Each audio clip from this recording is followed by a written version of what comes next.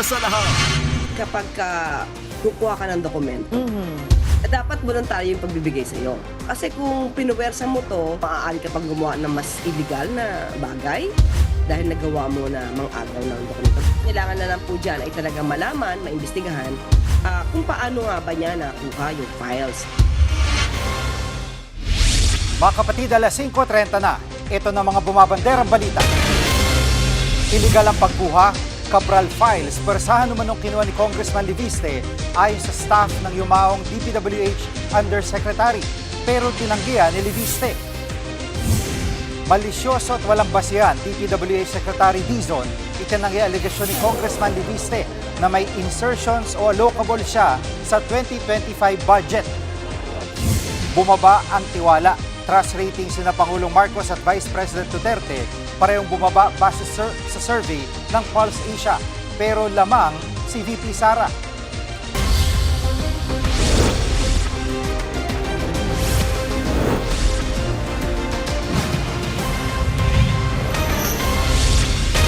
Kinu-question ngayon ang legalidad ng pagkakakuha ni Congressman Leandro Leviste sa Cabral Files. Persahan daw yung ginawa ng kongresista ang pagpunta niya sa tanggapan ng DPWH na kunan pa ng CCTV.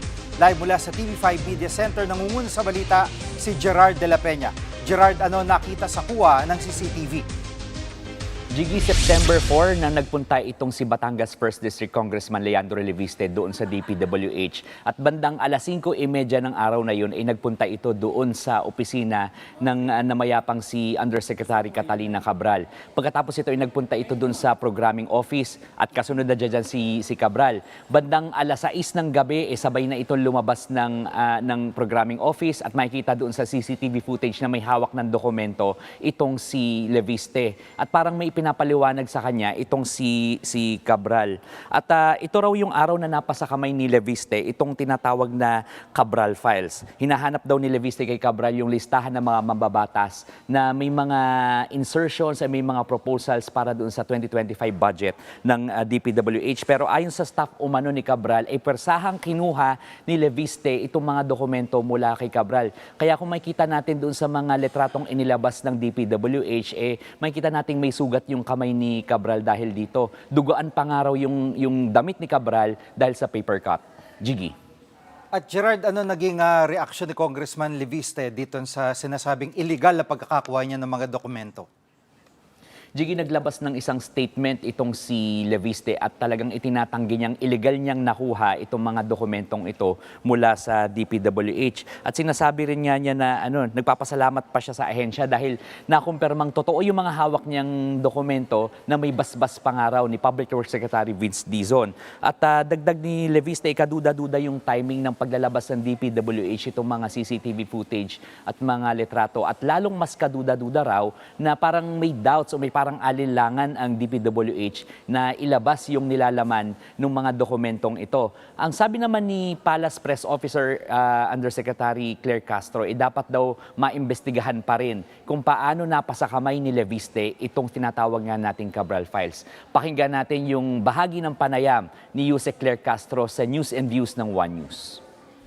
Na unang-una kasi, syempre kapag kukuha ka ng dokumento, dapat voluntaryo yung pagbibigay sa'yo. Kasi kung pinuwersa mo to, so maaari ka pang gumawa ng mas illegal na bagay dahil nagawa mo na mang-agaw ng dokumento. Wala po akong ibinibid na Congressman Leviste dahil wala akong personal knowledge on that. Right. So ang kailangan na lang po dyan ay talagang malaman, maimbestigahan kung paano nga ba niya nakuha yung files.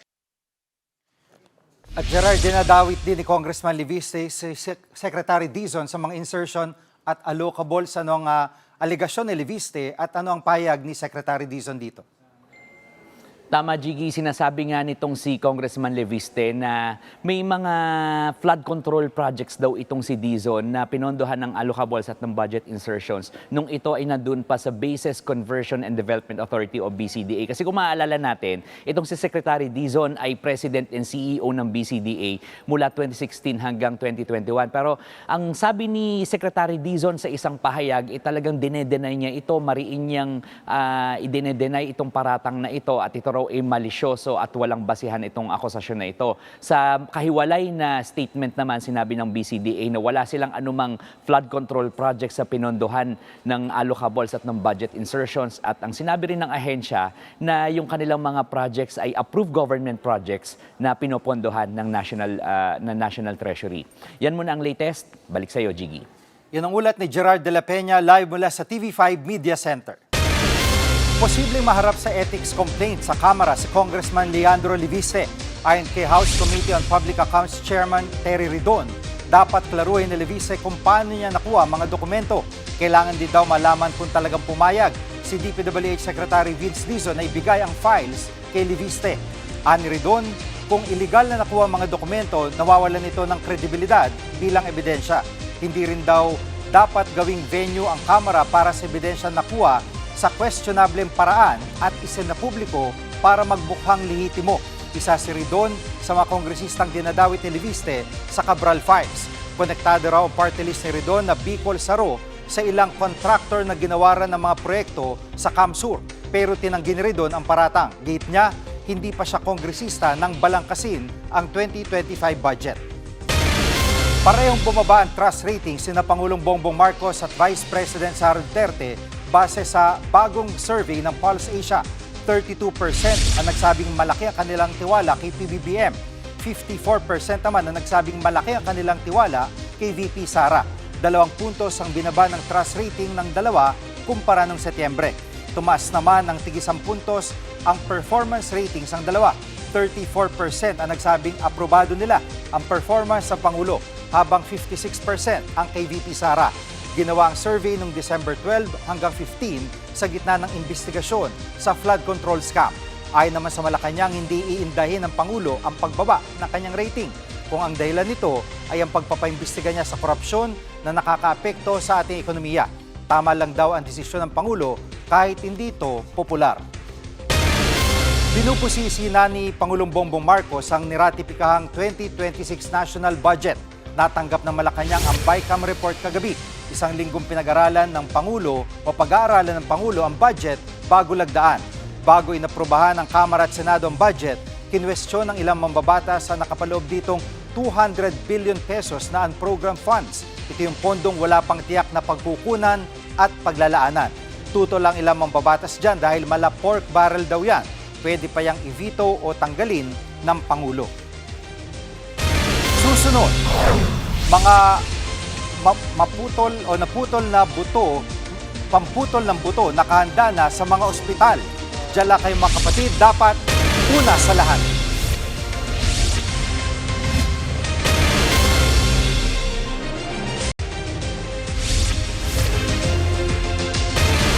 Nakalerto na mga ospital para sa mga mapuputukan ngayong bagong taon, pati mga pamputol ng buto nakahanda na. Live mula sa Amang Rodriguez Memorial Medical Center sa Marikina, nangunguna sa balita si JC Cosico. JC, gaano kahanda ang mga ospital at may mga sinugod na ba na biktima ng paputok?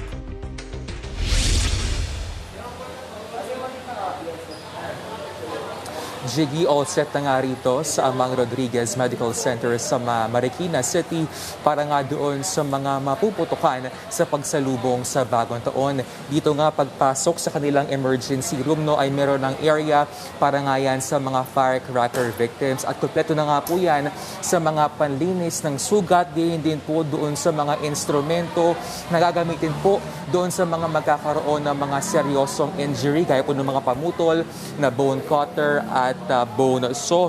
Ayon po doon sa isang doktor na nakausap natin, karaniwan po doon sa mga nag-undergo ng amputation o yun pong kailangan putulan ng bahagi ng katawan, ito pong mga nabiktima ng mga malalakas at mga illegal na firecrackers gaya po ng Plapla, Goodbye Philippines at Super Lolo. Dito po sa ospital, since December 25 ay meron na pong 2 firecracker victims at both are minors at sila po ay nasa bugan ng Boga at 5-star. Jiggy. At JC, sa buong bansa, gaano karami na naging biktima ng paputok?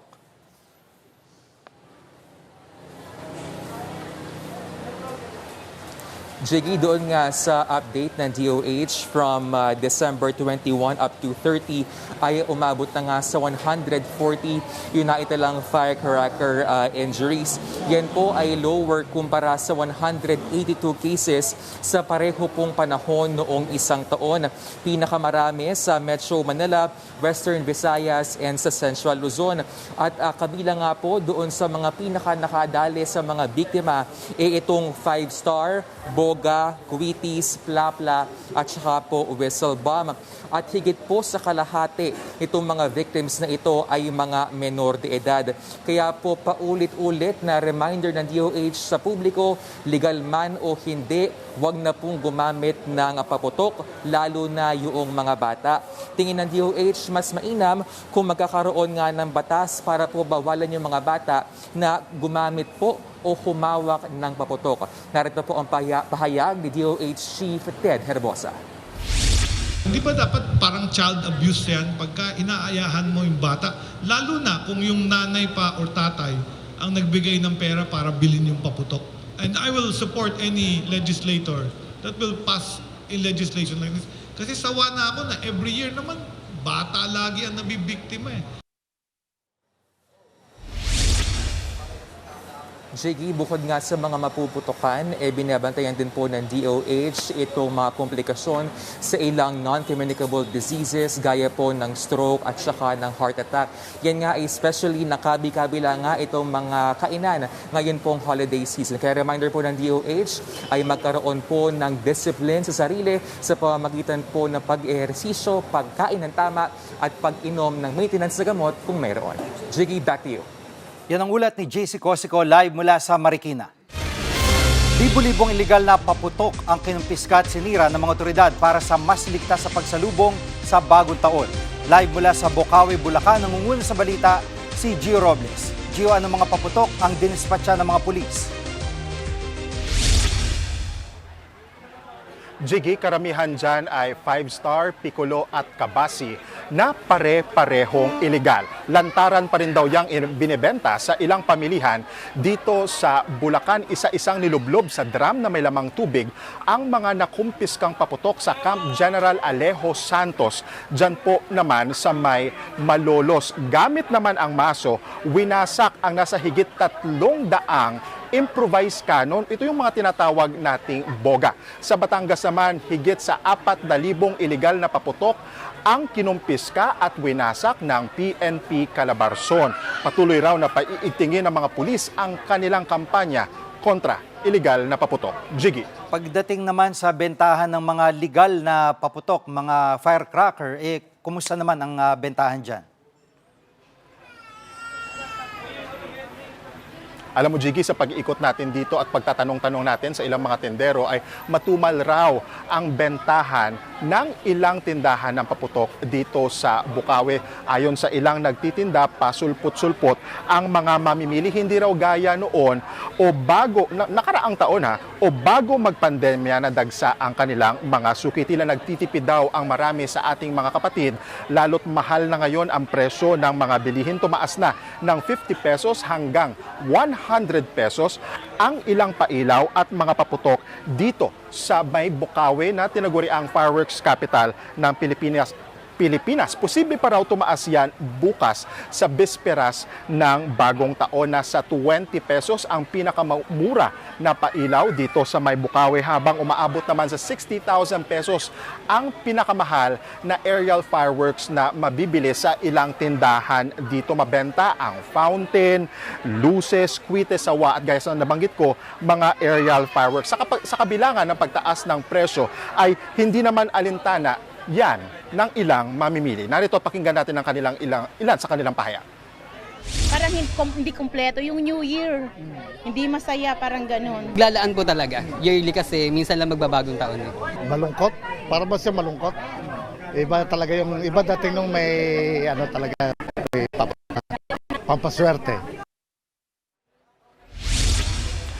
karamihan sa tindahan ng paputok dito sa May Bukawi, gaya nga sa nakikita nyo sa likuran ko, sa ngayon ay dagsa o mas dumami na yung mga mamimili kumpara nitong tanghali nang dumating tayo, dahil siguro nga dahil na rin sa panahon na medyo mainit. Pero ngayong hapon, simula starting 4 p.m. based on my observation hanggang sa mga oras na ito, time check 5:49 p.m. ay mas dumami na itong mga mamimili dito kahit saan mang tindahan ng paputok dito sa Bukawi, at inaasahan nga ng mga tindero-tindera na mas dadami pa yan bukas sa bisperas mismo ng bagong taon. Sa ngayon, yung ilang tindahan dito ay pinapaubos na lang yung kanilang mga stock. At sa ngayon, ay, before tayo umere kanina, Jiggy, nakita rin natin na naabutan natin yung ilang pulis at mga bumbero nga na nag-iikot-ikot dito sa mga tindahan para masiguro na rin, number one, security at safety ng mga mamimili at maging ng mga tindero-tindera dito sa May Bukawi. Jiggy. Yan po ulat ni Gio Robles live mula sa Bukawi, Bulacan. Susunod, mga pampaswerte para sa bagong taon, magkano kaya ang presyo? Huwag kay bibitiw, dapat una sa lahat.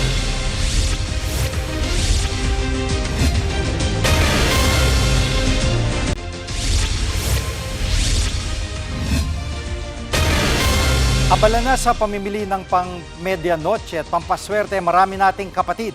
Live mula sa Maynila, nangunguna sa balita si Kari Cator. Kari, kumusta naman ang presyo at ikaw ba ay nakapamili na?